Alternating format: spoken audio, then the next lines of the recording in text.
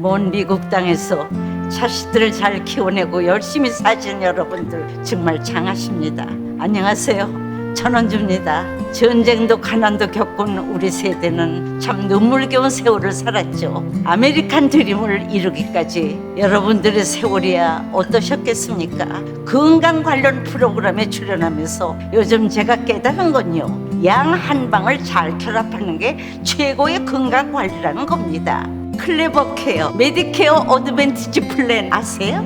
양방과 한방의 좋은 혜택들을 쏙쏙 뽑아서 제공해주는 똘똘한 플랜이더군요. 우리 한인의 건강 문화도 이해하고 실력 있는 한국 의사와 전문의를 척척 연결해 준다니 얼마나 똘똘합니까? 이제 우리도 똘똘한 클레버 케어 플랜으로 150까지만 사십시다.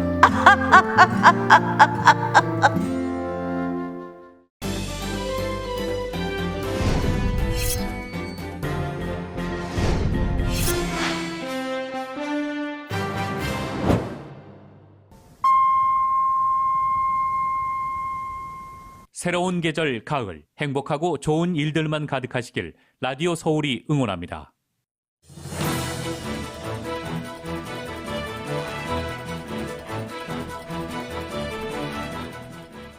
LA 한인회가 오는 7일부터 10일까지 렌트비 보조 신청 대행 업무를 실시합니다. 유틸리티 보조 신청 업무 대행 서비스도 함께 진행합니다. LA 커뮤니티 컬리지 디스트릭이 백신 접종 증명을 의무화합니다. LA 카운티는 실내 영업장 출입 시 백신 접종 증명을 의무화하려는 조례를 유보했습니다. LA 카운티의 코로나19 신규 확진 사례가 감소세로 돌아섰습니다. 백신 접종을 완료한 오렌지 카운티 주민은 200만 명을 넘었습니다. 허리케인 아이다의 영향으로 지금까지 최소 41명이 사망하고 20만 가구의 전력 공급이 중단됐습니다. 뉴욕에서만 최소 12명이 사망했습니다. 조 바이든 대통령이 텍사스주의 낙태 금지법을 막지 않은 연방 대법원을 맹비난했습니다. 대형 데이트 앱 기업들은 여성의 낙태를 지원하겠다고 나섰습니다. 영어권 5개국이 핵심 기밀 정보를 공유하는 Five Eyes를 한국과 일본 등으로 확대해야 한다는 법안이 하원 군사위원회를 통과했습니다. 미국이 아프가니스탄 철군 작전 때 조력 아프간인 상당수를 대피시키지 못했다는 보도가 나왔습니다. 한편 탈레반은 이르면 오늘 새 정부 체제를 공개할 것으로 보입니다. 보수 진영 대선 후보 적합도에서 국민의힘 홍준표 의원이 윤석열 전 총장과 접전을 벌인다는 여론조사 결과가 나왔습니다.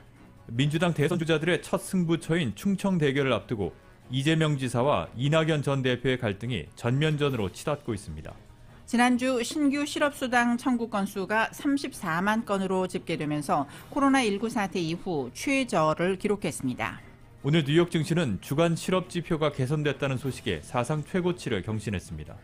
LA로는 오늘 밤과 내일 맑은 날씨가 이어지겠습니다. 밤 최저 기온 62도가량, 내일 낮 최고 기온은 82도에서 83도로 예상됩니다.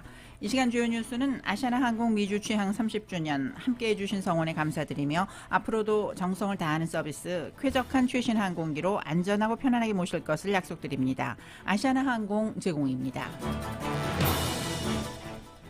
여러분 안녕하십니까? 김미회입니다. 안녕하십니까? 임승찬입니다. 9월 2일 목요일 라디오 서울 이브닝 뉴스 1부 시작하겠습니다.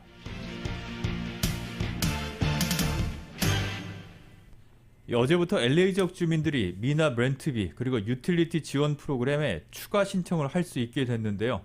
LA 한인회가 오는 7일부터 10일까지 수혜 대상 한인들을 위해서 신청 대행 업무를 실시한다고 합니다. 첫 소식은 정현호 기자가 보도합니다.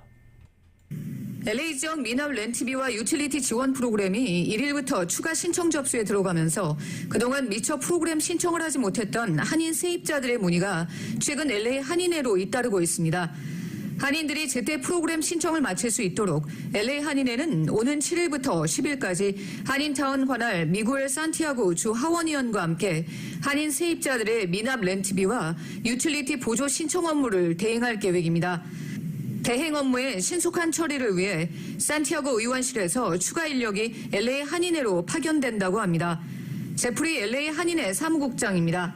지금 아시는 것처럼 캘리포니아 주정부에서 렌트비와 유틸리티 미납된 것들을 위해서 정부 방책으로 이걸 지원을 시작하는데 그동안 LA는 4월 30일 이후로는 신청을 할 수가 없어가지고 LA 지역 많은 환인들께서 굉장히 이것 때문에 걱정이 많으셨는데 9월 1일부터 신청을 할 수 있게 돼서 저희가 현재 지금 어떻게 신청을 하는지 구비서들이 뭐들인지 이런 것들 파악하고 있어서 오는 9월 7일부터 10일까지 4일 동안은 타인의 다른 업무가 많지만 일단 최우선적으로 이 서류를 구비해 오신 분들에게 도와드리게 될 예정입니다. 신청 자격 대상은 LA시를 비롯해 남가주 지역에 거주하는 저소득층 주민들로 지역 중간소득의 80% 이하 소득층 주민이면 체류 신분에 관계없이 도움을 받을 수 있습니다.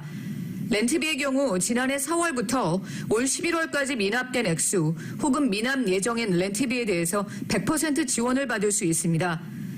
유틸리티는 지난해 4월부터 올 9월까지 미납분에 대해서 지원을 받을 수 있습니다. 사전 예약 필요 없이 해당 날짜에 구비 서류만 준비해 LA 한인회를 방문해 신청 대행 서비스를 받을 수 있습니다. 지금 공통적으로 갖고 오셔야 될 서류들은 첫 번째는 개인 및 가족 정보, 두 번째는 개인 수입 증명서류, 보통 2020년 세금 보고 서류를 가져오시고요. 세 번째는 팬데믹으로 인한 경제적 어려움을 증명할 수 있는 서류. 대표적인 게 이제 EDD 실업수당 편지라든가 뭐 레이오프 노리스 뭐 이런 게 해당될 거고요. 현재까지 렌트비가 밀려 있다는 뭐 렌트 두 노리스라든가 그런 것들이 필요하고, 두 번째는 랜드로드 정보. 이 랜드로드의 뭐 이름, 주소, 뭐 매니지먼트, 뭐 회사 이름 이런 것들이 필요하고, 그다음에 유틸리티 미납에 대해서는 현재까지 밀려 있는 유틸리티 빌, 예를 들어 전기 뭐 요금, 수도 요금, 뭐 가스 요금 등등 그 미납된 요금이 나와 있는 비일이 필요합니다. 관련 문의사항은 전화 323-732-0700번으로 하면 됩니다. 라디오 서울뉴스 정현호입니다. 한인타운 청소년회관 KYCC에서 오는 8일부터 10일까지 사흘에 걸쳐 코로나 사태 이후 한인타운 자영업자와 커뮤니티 경제 활성화를 위한 스몰 비즈니스 온라인 워크숍을 개최합니다. 워크숍에서는 연방정부와 LA 카운티 그리고 LA시를 상대로 비즈니스를 할 수 있는 방법과 자격 등 자영업자들에게 필요한 다양한 정보가 제공될 예정입니다. 또 한국어 통역 서비스도 제공됩니다. 8일 오전 10시부터 12시까지 연방중소기업청인 SBA에서 수주하는 방법, 하도급 허브존을 주제로 설명하고 9일 오전 10시부터 12시까지는 LA카운티와의 비즈니스 방법, 10일 오전 10시부터 12시까지는 LA시와 비즈니스 방법에 대해 강연합니다. 워크숍 사전 등록은 전화 805-853-8902번, 805-853-8902번으로 하면 됩니다. 국제의료구호단체 비전케어 미주 서부지부가 오는 18일 토요일 오전 9시부터 낮 12시까지 LA 총영사관 주차장에서 무보험, 저소득층 한인들을 위한 무료 안과검진 행사인 LA 사랑의 아이캠프를 개최합니다. 눈질환이 있거나 백내장으로 힘들지만 경제적 형편으로 검진을 제대로 받지 못하는 분들은 이날 행사장에서 무료 안검사를 받을 수 있습니다. 또 검진 결과 백내장 질환이 심각한 저소득층 또는 무보험자 한인들에게는 무료로 백내장 수술도 제공합니다. 이번 행사는 LA 코리아타운 라이언스 클럽과 공동 주관으로 오픈뱅크, LA 총영사관, 남가주 한인 간호사협회가 후원을 합니다. 코로나 감염 예방을 위해 백신 접종 완료자에 한해 사전 예약을 받아서 행사를 진행하며 행사장에서는 마스크를 착용해야 합니다. 사전 예약에 대한 문의는 전화 213-215-3420, 213-215-3420번으로 하면 됩니다. 오늘 사우스 LA에 있는 학교 건물 인근에서 총격 사건이 발생해 경찰이 수사에 나섰습니다. LA 경찰국은 오늘 오후 2시쯤 1921 메이플 애비뉴에 있는 산티 에듀케이션 컴플렉스 인근에서 총격 신고가 접수됐다고 밝혔습니다. 현장에 출동한 경찰은 산티 고등학교 인근에서 총상을 입은 한 남성을 발견했으며 30분 뒤 고등학교 건너편에 있는 메이플 프라이머리 센터에서 또 다른 부상자가 발견됐다고 설명했습니다. 부상자들은 모두 병원으로 옮겨져 치료를 받고 있습니다. 경찰은 신고가 들어온 즉시 학교를 필수하고 용의자 체포를 위한 수사를 벌였지만 용의자 체포에는 실패했습니다. 학교에 대한 필수 조치는 1시간 뒤인 오후 3시쯤 해제됐습니다. 노동절 연휴를 맞아서 남가주 지역에서 음주운전을 포함한 교통 위반 단속이 펼쳐집니다.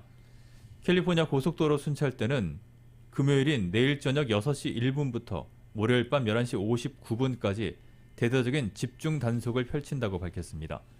이번 단속에서는 음주운전뿐만 아니라 약물 과다 복용 운전자를 적발하고 무면허 운전과 교통 위반에 대한 단속도 함께 진행됩니다. 고속도로 순찰 때는 도로 위에서 음주나 약물 복용 운전으로 의심되는 차량을 발견할 경우에는 곧바로 911로 신고해 줄 것을 당부했습니다. 지난해 노동절 연휴 기간에는 900여 명이 음주운전 혐의로 체포됐고 46명이 교통사고로 사망했습니다. 자전거 이용자들은 앞으로 스탑 사인을 양보 사인으로 활용하게 될 것으로 보입니다. 주 하원은 이 같은 내용을 담은 주민 발의안 AB 122를 찬성 50대 반대 17로 통과시켰습니다. 법안은 그러나 자전거가 스탑 사인에 완전히 멈춰서지 않아도 안전하다고 판단될 경우에만 양보 사인으로 활용하는 것을 인정한다고 부연했습니다. AB 122는 이미 상원을 통과한 만큼 시행을 위해선 주지사의 서명 절차만 남아 있습니다. LA 카운티의 코로나19 감염자는 하락세로 돌아섰지만 아직까지는 안심할 상황은 아니라고 보건국이 밝혔습니다. 바바라 페러 LA 카운티 보건국장은 지난 7일간 평균 확진자는 인구 10만 명당 159명으로 전주에 204명과 비교해서 22%가 감소했다고 밝혔습니다. 감염자가 줄어든 것은 실내 마스크 착용과 함께 백신 접종자가 늘어난 것이 큰 역할을 한 것으로 분석됐습니다. 감염자는 줄고 있지만 사망자는 늘고 있고 병원 입원 환자 역시 여전히 높은 수준을 유지하고 있습니다. 오늘 보고된 LA 카운티의 코로나19 신규 확진자는 2,741명이며 43명의 사망자가 발생했습니다. 확진율은 2.97%로 지난주에 2.75%와 비교해선 소폭 증가했습니다. 병원 입원 환자는 1,641명이며 이 가운데 445명은 중환자실에서 치료를 받고 있습니다. LA 카운티의 12세 이상 주민 가운데 75%가 최소 한 차례 백신 접종을 마쳤으며 2차 접종까지 마친 주민은 전체 65%입니다. LA 카운티가 식당과 극장 등 실내 영업장 출입 시 백신 접종 증명을 의무화하는 조례안의 시행을 유보했습니다.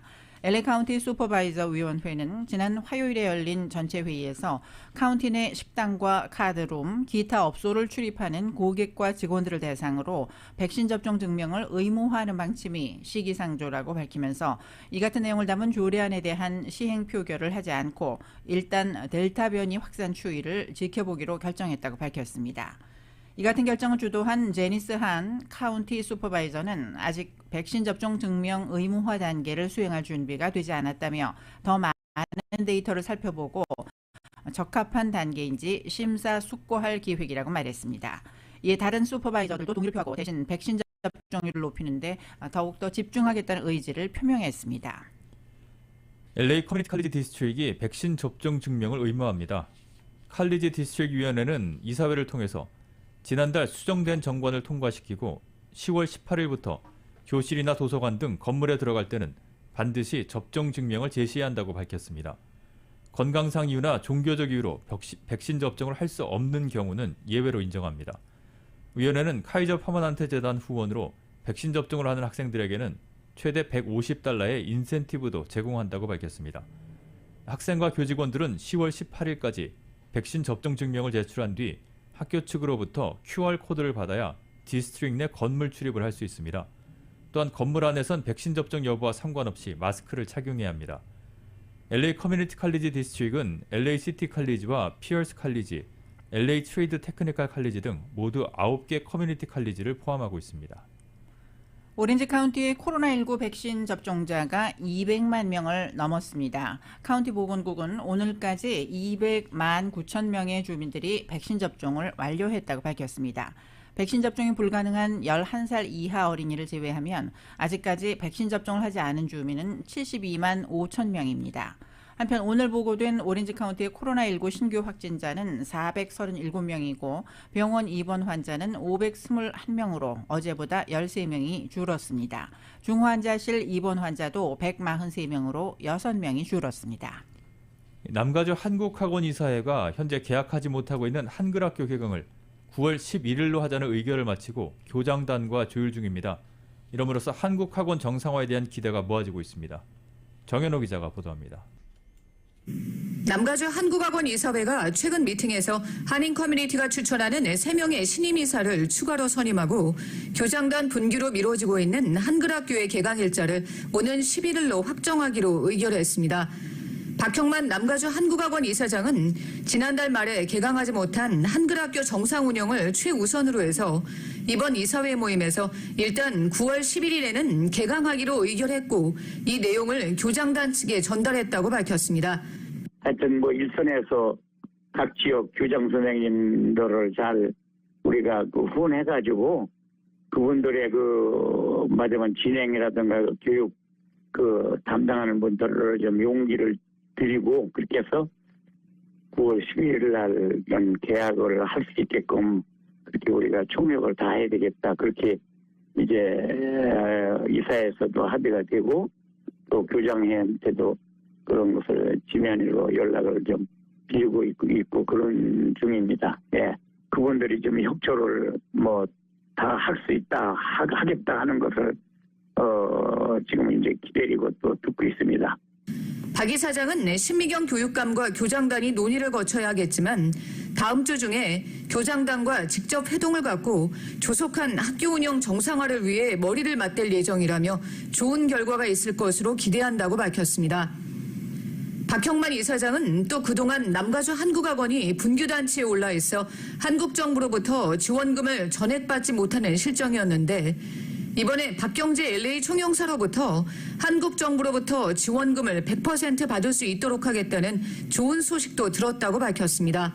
계속 이제 협조를 하겠노라고 그렇게 말씀을 제가 들었어요. 그래서 거기에도 굉장히 희망적이고 분규 또 재정 지원은 이제 일괄적으로 이제 다 잘 타업이 되었다 이렇게 말씀을 우리가 드릴 수 있습니다. 또 앞으로는 교육감에게 이사회에서 기존의 학사보고 외에도 발언권을 부여하기로 결정했습니다. 한편 남가주 한국학원 이사회는 이번 모임에서 로렌스한 전 LA 한인 상의회장, 캐롤라인 심 KARC 사무국장, 벤자민구 변호사를 추가로 이사에 선임하고 박성수 이사를 부이사장으로 선출했습니다. 라디오 서울 뉴스 정윤호입니다.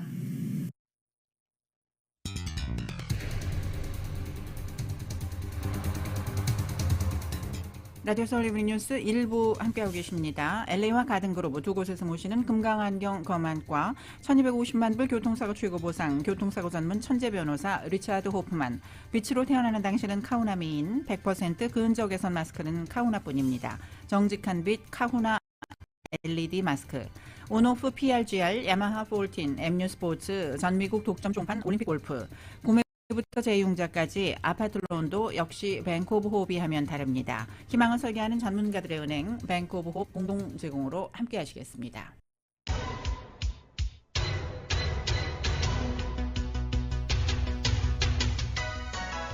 (5시 20분) 향하고 있습니다. 라디오 서울 이브닝 뉴스 1부 함께하고 계십니다. 이 시간 교통 상황 잠시 살펴보겠습니다. 210번 프리웨이 웨스트 방면 마드레 스트리트 구간의 카풀레인에서 추돌 사고가 조금 전에 발생했습니다. 이 여파로 인해서 왼쪽 두 차선 다 폐쇄가 된 상태입니다. 그리고 이 일대부터 꽤 넓은 구간까지 정체가 심한 편입니다. 헌팅턴 드라이브 구간까지 이어지고 있습니다. 이 밖에 60번 프리웨이 이스트 방면의 인디애나 스트리트 구간부터 10마일대로 속도 떨어지면서 샌게브리얼 블루버드까지 이어지고 있습니다. 퇴근길 끝까지 안전 운행하시기 바랍니다. 교통 상황이었습니다. 네, 이브닝 뉴스 1부 함께하고 계십니다. 허리케인 아이다가 북동부로 이동해서 기록적인 폭우를 쏟아냈습니다. 뉴욕 그리고 뉴저지 등에서 이번 폭우로 인해 최소 41명이 사망한 것으로 확인됐습니다. KBS가 보도합니다.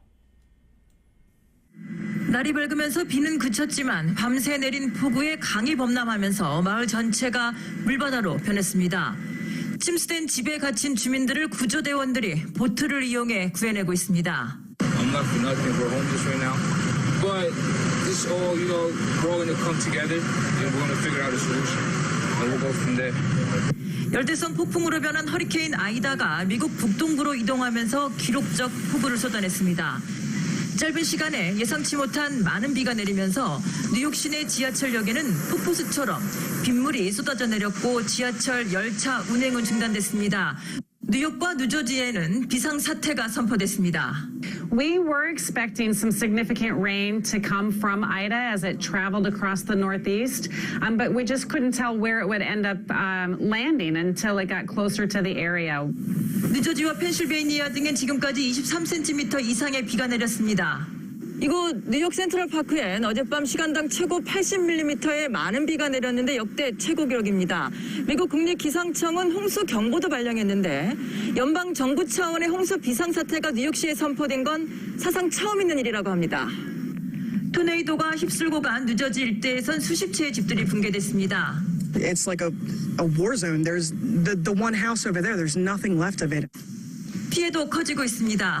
15만 명의 이재민이 발생했고 20만 가구가 정전 피해를 입었다고 미국 언론들이 전했습니다. First time we've had a flash flood event of this proportion in the city of New York and in the outlying areas. We haven't experienced this before, but we should expect it the next time.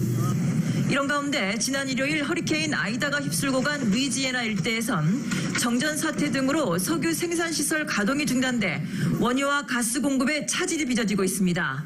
뉴욕에서 KBS 뉴스 한보경입니다. 루이지애나주를 강타한 허리케인 아이다가 뉴욕주 등 북동부 지역에까지 큰 피해를 주자 바이든 대통령이 연방기관을 총동원해 지원과 피해 최소화에 나서는 등 안간힘을 쓰고 있습니다. 특히 에너지 공급에 차질이 없도록 하고 유가를 안정시키기 위해 비상조치를 시행하고 즉각적인 피해 평가를 위해 드론 사용도 승인했습니다. 바이든 대통령은 오늘 백악관 연설에서 아이다 여파로 전국의 연료 부족과 유가 인상을 막기 위해 연방기관들을 투입하고 있다고 밝혔습니다. 또 아이다가 강타한 지역은 우리나라 석유 생산과 정제 인프라의 핵심 지역이라며 폭풍이 석유 생산과 정제에 미칠 영향을 평가하기 위해 머뭇대지 않고 석유 가용성을 늘리고 유가 인상 압박을 완화하고자 빠르게 움직이고 있다고 말했습니다. 그러면서 석유가 계속 공급되도록 비축분 사용을 포함한 모든 수단을 마음대로 쓰라고 에너지부 장관에게 지시했다고 말했습니다.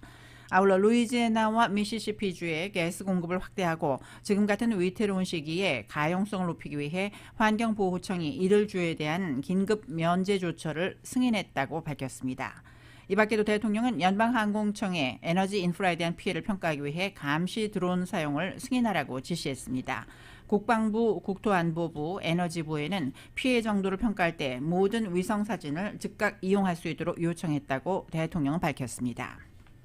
조 바이든 대통령은 텍사스주의 낙태 금지법을 막지 않은 연방 대법원을 맹공했습니다. 바이든 대통령은 오늘 성명을 내고 연방 대법원의 결정은 여성의 헌법적 낙태 권리에 대한 전례 없는 공격이라고 비난했습니다. 또 이 법은 성폭행이나 근친상간도 예외로 인정하지 않은 등 너무 극단적이라며 연방법원 때문에 수백만의 여성들이 고통받게 될 것이라고 지적했습니다. 그는 내가 대통령 중 처음으로 젠더정책위원회를 만든 이유는 여성의 권리에 대한 그런 공격에 대응하기 위한 것이라며 위원회와 백악관 법률고문실에 법정부적 대응 착수를 지시한다고 밝혔습니다. 또 보건복지부와 법무부 차원에서 어떤 조치를 취할 수 있는지, 법적 수단엔 어떤 것이 있는지 살펴보라고 했습니다. 연방대법원은 어제 임신 6주 이후의 낙태를 사실상 전면 금지한 텍사스주의 법에 대해서 5대4로 일단 유효하다는 결정을 내렸습니다. 한편 텍사스주의 낙태 제한법 시행과 관련해서 대형 데이트 애플리케이션 기업들이 여성의 낙태를 지원하겠다고 나섰습니다. 텍사스주 오스틴에 본사가 있는 데이트 앱 범블은 이 주에서 낙태하려는 사람들을 지원하는 구제 펀드를 조성하겠다고 밝혔습니다. 이 회사는 트위터에 올린 글에서 범블은 여성이 설립했고 여성이 이끌고 있다. 그리고 설립 첫날부터 우리는 가장 취약한 이들을 지지해왔다면서 우리는 텍사스주의 낙태 제한법인 SBA처럼 퇴행적인 법률에 맞서 계속 싸울 것이라고 밝혔습니다. 온라인 데이트 서비스 업체인 매치그룹의 샤 두베이 CEO도 개인적으로 펀드를 조성해 텍사스주 바깥에서 낙태 시술을 받을 필요가 있는 텍사스주의 직원과 부양가족을 지원하겠다고 발표했습니다. 두베이 CEO는 우리 회사는 우리 사업과 연관되지 않는 한 통상 정치적 입장을 취하지 않는다. 하지만 이 경우에는 텍사스에 사는 여성으로서 내가 개인적으로 침묵할 수가 없다고 밝혔습니다. 주한미군 감축 제한 조항을 없애는 대신 한미동맹과 주한미군 역할을 강조하는 미국 국방수권 법안이 하원 군사위원회에서 처리됐습니다. 종전법에는 국방부가 주한미군을 현원인 28,500명 미만으로 줄이는데 예산을 사용할 수 없도록 한 조항이 있었지만 이번 개정안엔 이 내용이 빠졌습니다. 대신 한미동맹의 중요성, 주한미군의 역할에 대한 의회 차원의 지지를 표명하는 문구가 들어간 것으로 전해졌습니다. 감축 제한 조항은 동맹의 가치를 경시하는 듯한 태도를 보인 도널드 트럼프 전 대통령임 주한미군을 함부로 감축 또는 철수하지 못하도록 의회가 마련한 전제장치라는 평가를 받았습니다. 미국을 중심으로 한 영어권 5개국이 핵심 기밀 정보를 공유하는 이른바 Five Eyes를 한국과 일본 등으로 확대해야 한다는 법안이 연방 하원 군사위원회를 통과했습니다. 법안 통과는 이제 시작이지만 안보 핵심 기밀을 공유하는 정보 동맹 대상에 한국이 거론됐다는 점에서 주목되고 있습니다. KBS 특파원입니다. 미국이 영국, 캐나다 등과 기밀을 공유하는 5개국 정보동맹 파이브 아이즈를 한국, 일본으로 넓힐 필요가 있다는 법안이 미 하원 군사위원회에서 가결됐습니다. 내년도 미국의 안보, 국방 예산을 결정하는 국방수권법 개정안입니다. 통과된 개정안은 파이브 아이즈가 만들어진 이후 위협의 지형이 광범위하게 변했다며 특히 중국과 러시아를 위협의 주된 요인으로 꼽았습니다. 이어 가치관을 공유하는 민주주의 국가로 정보 동맹국을 확대해야 한다며 한국, 일본, 인도, 독일을 그 대상으로 지목했습니다. It directs a briefing on progress towards an institutionalizing regular warfare as a core competency for the joint force, encourages expanding intelligence sharing with South Korea, Japan, India, and Germany. 이는 미국이 중국을 견제하기 위한 인도태평양 전략의 강화가 필요하다는 미 의회의 인식이 반영됐다는 분석입니다. 미 하원 군사위는 국가정보국이 국방부와 조율해 정보 동맹을 확대할 경우 이익과 위험성 등을 검토해 내년 5월까지 의회에 보고토록 했습니다. 개정 법안에는 주한미군 감축을 제한하도록 한 조항도 삭제됐습니다. 미 의회 관계자는 트럼프 행정부 때와 같은 주한미군 감축 움직임이 없기 때문에 해당 조항을 삭제한 것이라고 설명했습니다. 2022년도 미 국방수권 법안은 이제 막 하원 상임위를 통과한 만큼 법률로 확정되기까지는 거쳐야 할 관문이 아주 많습니다. 상원과의 조율은 물론 최종적으로는 대통령이 서명해야 합니다. 워싱턴에서 KBS 뉴스 김양순입니다. 미국이 아프가니스탄 철군 작전 때 현지 조력 아프간인 상당수를 대피시키지 못했다는 언론 보도가 잇따르고 있습니다. 워싱턴 포스트는 오늘 행정부가 지금까지 12만 명 이상을 아프간에서 대피를 시켰고 이 가운데 절반가량인 6만 3천 명은 미국과 동맹국으로 실어 나른 아프간 현지인이라고 보도를 했습니다. 하지만 이 가운데 특별 이민 비자 심사를 통과한 아프간인은 7천 명에 불과하다고 국방부를 인용해 전했습니다. 현지 조력자와 그 가족들을 포함해서 대상 인원은 모두 8만 8천 명에 달하는 것으로 알려졌습니다. 도미닉 라브 영국 외무장관이 아프가니스탄에 남은 영국 국적자와 아프간인 등 구출 관련 협의를 위해 카타르를 방문했습니다. 라브 장관은 오늘 셰이크 무함마드 알사니 카타르 외무장관과 만난 뒤 공동 기자회견을 하고 아프간 사태와 관련해 탈레반과 접촉할 필요가 있다고 말했습니다. 라브 장관은 그러나 당장 탈레반 정권을 인정할 계획은 없다고 밝혔습니다.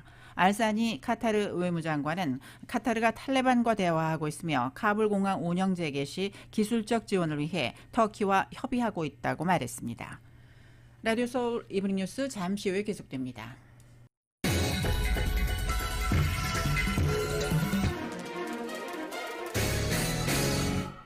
이브닝 뉴스 1부 한국 소식입니다.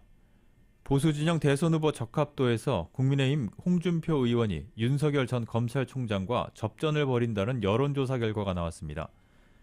엠브레인 퍼블릭, K-스탯 리서치, 코리아 리서치, 한국 리서치가 지난달 30일부터 사흘간 조사한 보수진영 대선 후보 적합도에서 윤석열 전 총장은 2주 전보다 3%포인트가 하락한 22%를 기록했습니다. 홍준표 의원은 2주 전보다 7%포인트 상승한 19%였습니다.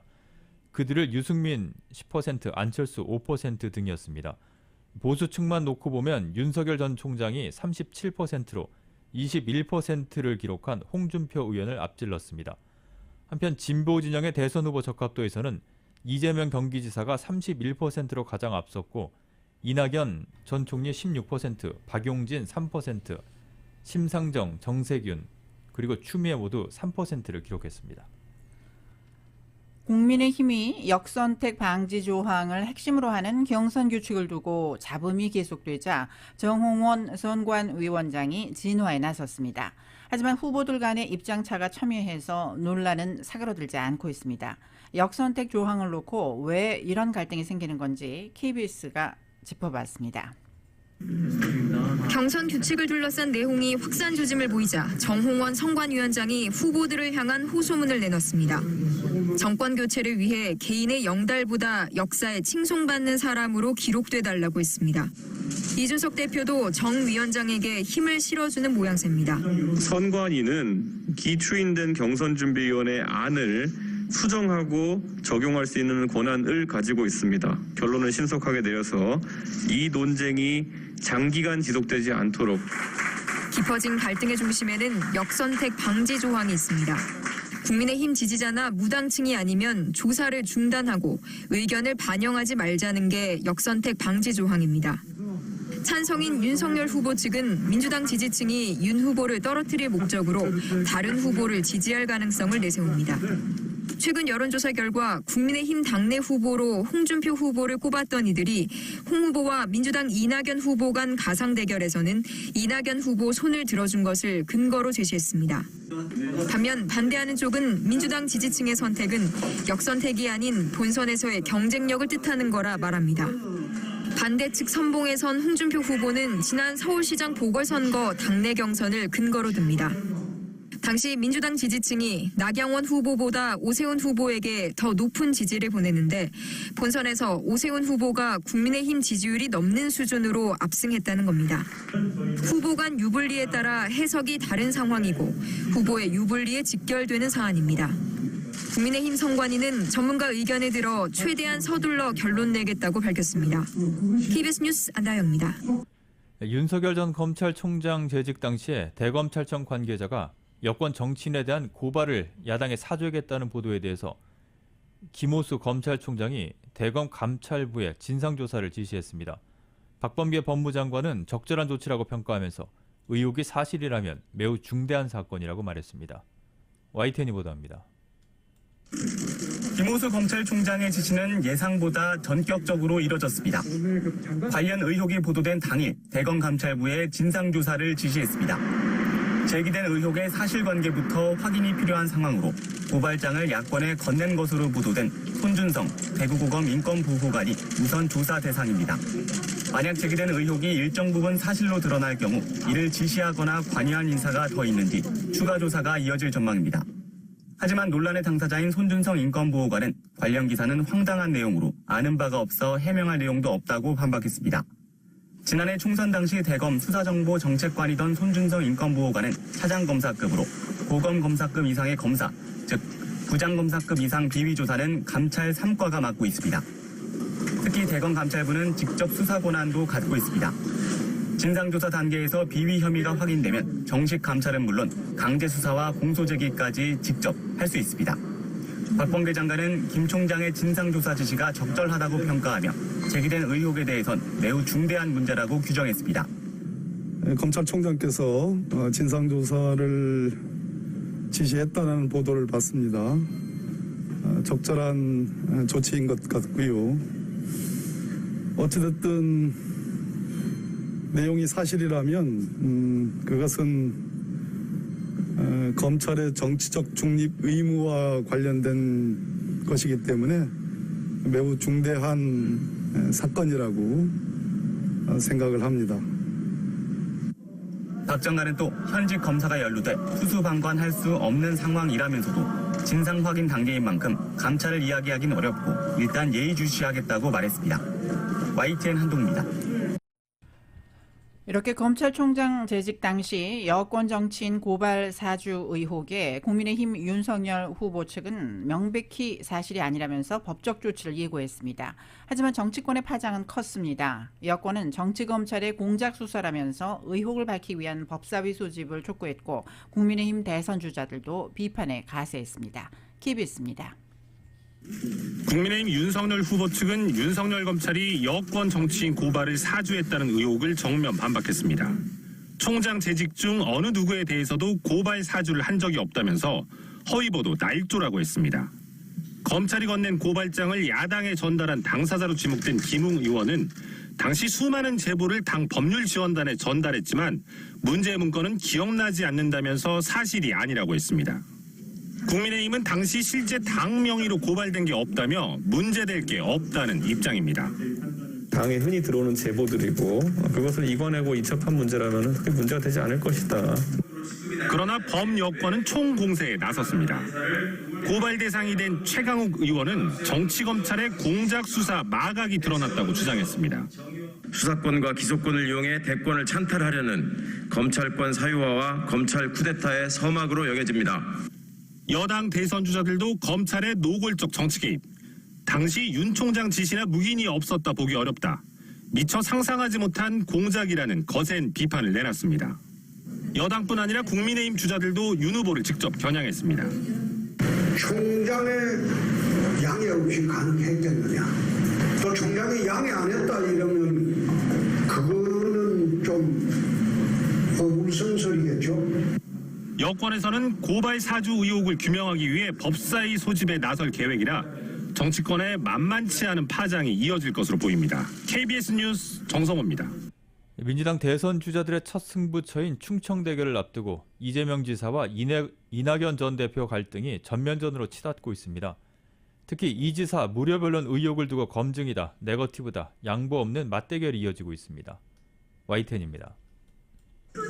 충청에서 펼쳐지는 첫 표심 대결이 하루 앞으로 다가오면서 이른바 명락대전은 일촉즉발 분위기입니다.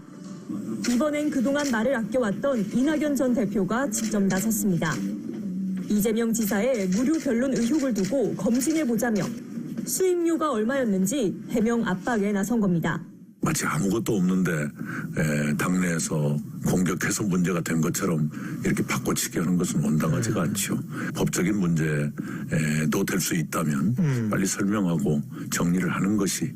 게다가 이재명 지사가 자신의 측근인 윤영찬 의원을 공개 비판한 것을 두고도 매우 이례적이라며 불쾌감을 드러냈습니다. 이에 이재명 지사 측은 허위사실 유포라고 정면 반박했습니다. 명백한 낙선 목적 허위사실 유포의 범죄 행위죠. 도둑질을 하지 않았는데 너 도둑질을 하지 않았다는 증거를 네가 대라. 이런 얘기 아닙니까? 또 변호사 선임료 집행에는 이상이 없고 대납은 상상해 본 적도 없다며 당과 경선을 망치기로 작정한 거냐고 한껏 날을 세웠습니다. 경선 투표를 코앞에 두고 이재명 지사와 이낙연 전 대표의 공방은 대리전을 넘어 전면전으로 치닫고 있습니다. 두 후보 가운데 민심이 누구의 편을 들어줄지는 첫 승부처 충청에서 판가름 날 예정입니다. YTN 최하영입니다. 라디오 서울 이브닝 뉴스 함께하고 계십니다. 잠시 후에 계속됩니다.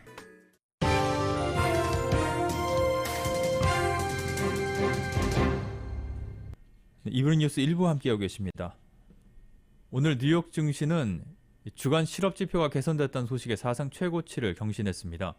다우존스 산업평균지수는 어제보다 131.29포인트가 오른 35,443.82로 장을 마쳤습니다. S&P 500 지수는 12.86포인트가 상승한 4,536.95, 나스닥 지수는 21.80포인트가 뛴 15,331.18로 거래를 마쳤습니다. S&P 500 지수와 나스닥 지수는 또다시 사상 최고치로 마감했습니다. 연방노동부가 지난주 신규 실업수당 청구 건수가 34만 건으로 집계됐다고 밝혔습니다. 전주보다 14,000건 감소한 수치로 지난해 3월 발생한 코로나19 사태 이후 최저치입니다. 고용시장 상황을 반영하는 신규 실업수당 신청자는 지난 1월 초 90만 명으로 정점을 찍은 뒤 꾸준히 하락하는 추세입니다. 최소 2주간 실업수당을 청구하는 계속 실업수당 청구 건수도 270만 건으로 전주보다 감소했습니다. 다만 언론들은 현재 실업수당 청구 건수는 코로나19 사태 이전에 비해 높은 수준이고 향후 델타 변이 확산 상황에 따라 고용시장이 다시 얼어붙을 가능성도 있다고 지적했습니다. 중국이 상하이, 선전에 이어서 베이징의 세 번째 본토 증권거래소를 만들기로 했습니다. 베이징 증권거래소 신설 계획은 미중 신냉전이 심화하는 가운데 중국 당국이 국가안보 문제를 들어 민감한 빅데이터를 다루는 빅테크의 미국 상장을 가로막고 나선 가운데 나온 것입니다. 시진핑 국가주석은 베이징에서 개막한 중국 국제서비스무역교역회 축사를 통해서 베이징의 증권거래소를 신설하겠다고 밝혔습니다. 시 주석은 우리는 계속해서 중소기업의 혁신과 발전을 지지할 것이라며 베이징 증권거래소 설립을 통해 서비스 혁신형 중소기업의 주 진지를 구축할 것이라고 밝혔습니다. 베이징 증권거래소 신설 계획은 중국 당국이 자국 기술기업의 미국 상장에 부정적 태도를 보이는 가운데 공개됐습니다. 연방항공청이 우주 탐사 기업인 버진 갤럭틱의 우주 비행선 발사를 금지했습니다. 연방항공청은 오늘 영국의 억만장자 리처드 브랜슨이 이끄는 버진 갤럭틱을 상대로 이 같은 제재를 내렸다고 AP통신 등이 보도했습니다.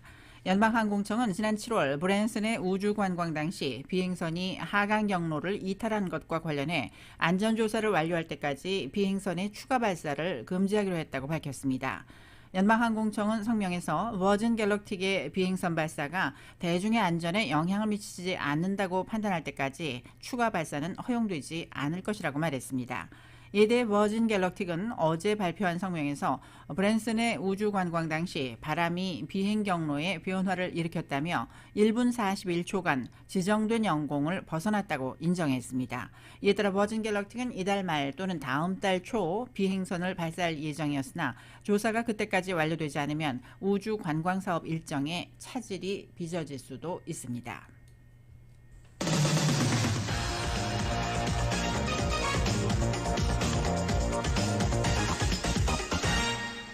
네, 스포츠 소식 종합해드립니다. 10회 연속 월드컵 본선 진출을 노리고 있는 한국 축구대표팀이 아시아 최종 예선 1차전에서 이라크와 득점 없이 비겼습니다. 슈팅을 15개나 때리고도 날카로움이 부족했던 답답한 90분이었습니다. YTN이 보도합니다. 2019년 2년 전 카타르 월드컵 최종 예선 1차전 캡틴 손흥민을 필두로 벤투호 최정예 선수들은 부지런히 골망을 두드렸습니다. 5-4-1 포메이션으로 수비를 두껍게 한 이라크를 상대로 일방적인 공세를 퍼부었지만 결정력이 아쉬웠습니다. 전반 26분 이재성이 골대 바로 앞에서 크로스바 위로 때린 장면이 결정적이었습니다. 굉장히 벤투 감독은 후반 들어 남태희와 황희찬, 권창훈을 잇따라 투입하며 공격 수위를 높였지만 역시나 골과는 인연이 없었습니다. 프리미어리거 황희찬의 헤더는 골키퍼 품에 안겼고 너무 잘 맞았어요. 권창훈의 머리도 황희조 회심의 한 방도 역시 득점으로 이어지지 않았습니다. 월드클래스 손흥민은 상대 집중 견제에 고전했습니다. 슈팅수 15대2로 압도하고도 결국 우리보다 34계단 낮은 피파 랭킹 70이 이라크와 득점 없이 비겼습니다. 그래서 유럽에서 경기를 하고 또 바로 넘어갔기 때문에 시차적인 부분에서 상당히 부족한 부분이 사실이지만 다가오는 경기, 화요일 경기는 좀 더 잘 준비해서 좋은 경기 펼칠 수 있도록 노력하겠습니다. 2006년 독일 월드컵 때 우리나라를 이끌었던 아드보카트 감독은 이라크 사령탑 데뷔전이자 15년 만에 찾은 서울 월드컵 경기장에서 절반의 성공을 거뒀습니다. 무승부에도 대만족. We only give two, three chances away against a very good side. So we are very happy with the performance of Iraq.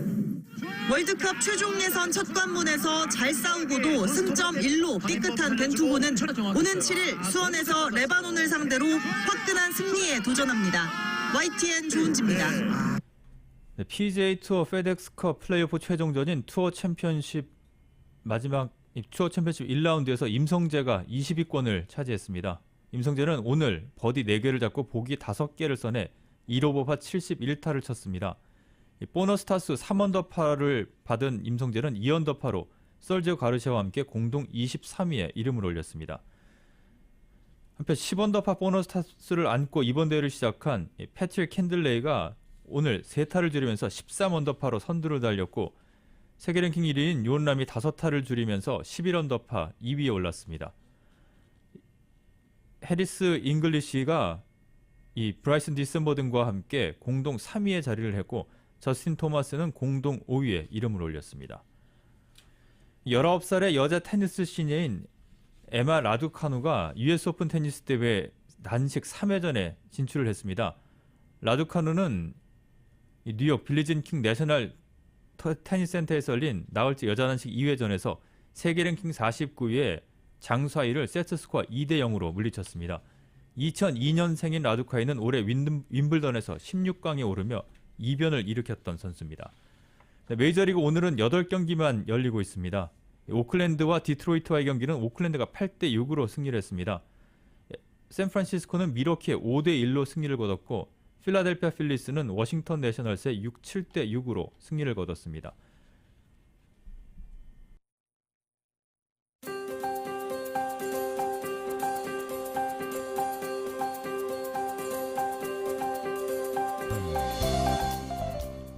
(9월 2일) 목요일 저녁 라디오 서울 이브닝 뉴스 날씨 알아보겠습니다. 지금은 CBB SBA 타임 스몰 비즈니스를 성공으로 이끌어주는 CBB 뱅크 제공입니다.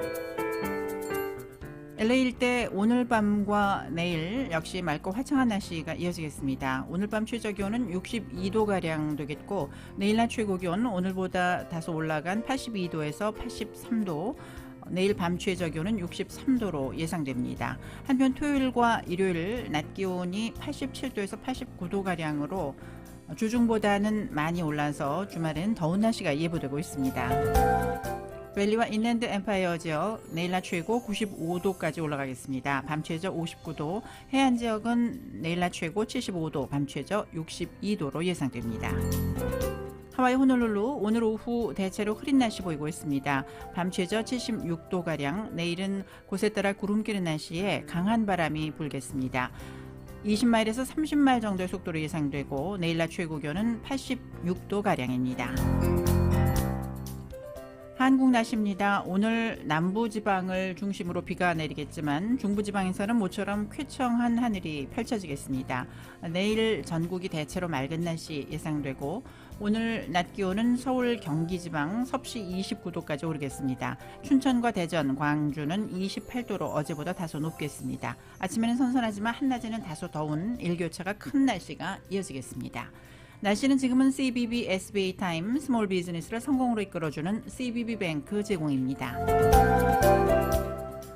라디오 서울 이브닝 뉴스 1부, 지금까지 LA와 가든그로브 두 곳에서 모시는 금강안경 검안과 1250만 불 교통사고 최고보상, 교통사고 전문 천재 변호사 리차드 호프만, 빛으로 태어나는 당신은 카호나 미인, 100% 근적외선 마스크는 카호나뿐입니다. 정직한 빛 카호나 LED 마스크, 온오프 PRGR, 야마하 14, MU 스포츠, 전미국 독점 총판, 올림픽 골프, 구매부터 재이용자까지 아파트 론도 역시 뱅크 오브 호흡이 하면 다릅니다. 희망을 설계하는 전문가들의 은행 뱅크 오브 호흡 공동 제공이었습니다. 잠시 후 6시 라디오 서울 이브닝 뉴스 2부가 계속됩니다.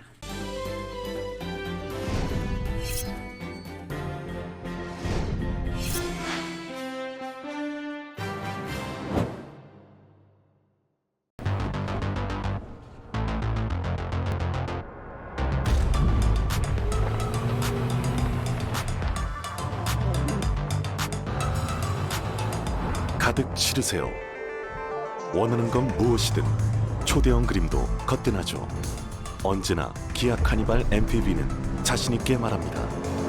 당신의 다음 도전은 무엇인가요? 기아 카니발 MPV